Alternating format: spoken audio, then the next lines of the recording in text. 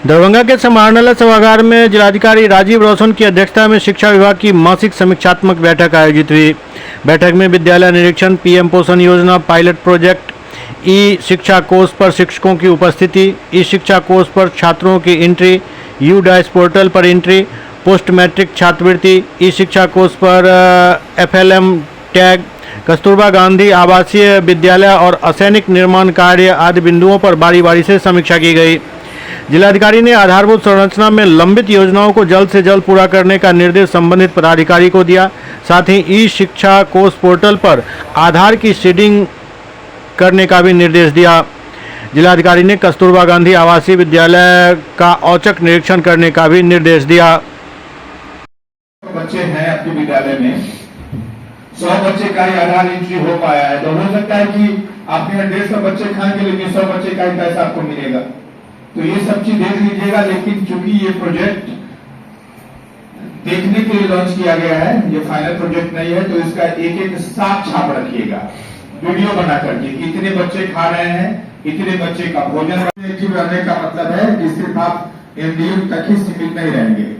वहां बच्चों की उपस्थिति, सिविल वर्क्स, इसके अलावा आपका जो भी एकेडमिक है, एकेडमिक एग्जाम हो रहा है कि नहीं, FLM किट है कि नहीं बच्चों के पास, अगर हाई स्कूल वगैरह होगा उत्क्रमित तो यहाँ पे लैब वगैरह है कि नहीं, लाइब्रेरी है कि नहीं, ICT लैब चल रहा है कि नहीं, जो भी इस टाइप का हम लोग फैसिलिटी स्कूल लेवल पे अवेलेबल है, वो सारी की सारी फैसिलिटी वर्किंग लेवल पर होनी चाहिए।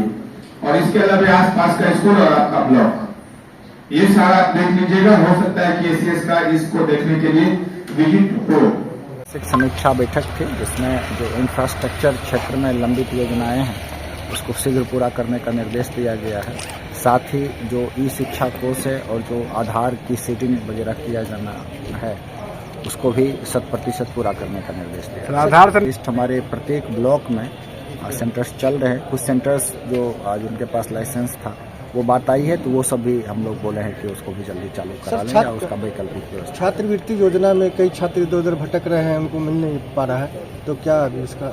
छात्रवृत्ति योजनाओं में सीधे उनके खाते में राशि भेजी जाती है। कुछ जो उनकी उपस्थिति या फिर उनके आधार इनरोलमेंट लेकर के जो इशू आ रहा होगा उसको भी निर्देश दिया गया है कि उसको 1 by 1 चिन्हित कर लें और जो भी नियम संगत है उस सबको तुरंत समाधान करा।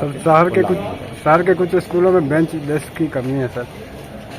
वो अभी जितना भी इंफ्रास्ट्रक्चर रिलेटेड कमी है उसके लिए स्पेशल निर्देश दिया गया है। टेंडर भी किया जा रहा है जिसमें LEO के माध्यम से, PHED के माध्यम से हम लोग इंफ्रास्ट्रक्चर का जो भी कमी है उसको हम लोग पूरा कराने के लिए